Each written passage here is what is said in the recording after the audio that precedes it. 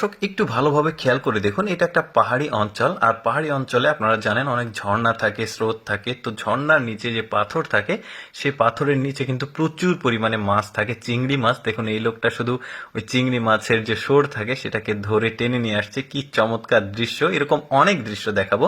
যেমন এটাও একটা পাহাড়ি অঞ্চল, দেখতে পাচ্ছেন এখানে ধানের জমি।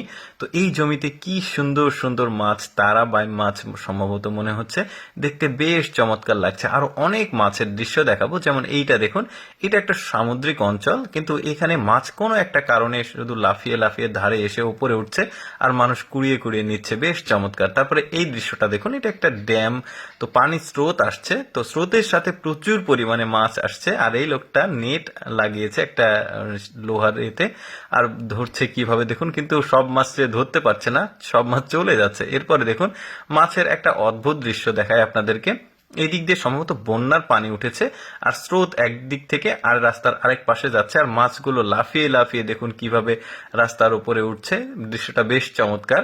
তারপরে এটাও দেখতে পাচ্ছেন পাহাড়ি অঞ্চল, স্রোত যাচ্ছে, আর এখানে কিন্তু প্রচুর মাছ, মেয়েটা খালি মাছ ধরছে আর এখানে তুলছে।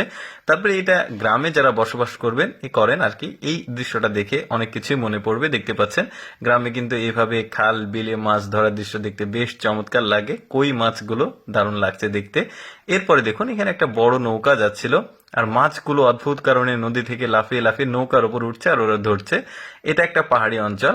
তো এখানে যেটা হয়েছে, ওই নদীর মানে পাহাড়ি যে নদীগুলো থাকে বড় বেশি হয় না।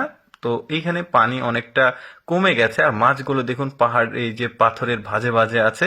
আর এই লোকটা চমৎকার ভাবে মাছগুলো কুড়িয়ে কুড়িয়ে তার মানে ডিশটাকে লোড করছে, দেখতে বেশ চমৎকার লাগছে। প্রচুর মাছ কিন্তু মানে পাথরের ফাঁকে ফাঁকে আছে। ঝর্ণার পানি আসে এই ধরনের আসলে এই পাহাড়ি নদী থেকে। তারপর দেখুন এখানে সম্ভবত বন্যার পানি উঠেছিল। তো এখানে ওই কোনো একটা পুকুর থেকে প্রচুর পরিমাণে বড় বড় সাইজের মাগুর মাছ উঠে এসেছে। উঠে এসে মানে এক জায়গাতে জড়ো হয়েছে, আর এই মহিলাটা ধরছে। বড় সাইজের মাগুরগুলো কিন্তু দেখতে ভালোই লাগছে, সম্ভবত আফ্রিকান মাগুর বা শোল নাকি।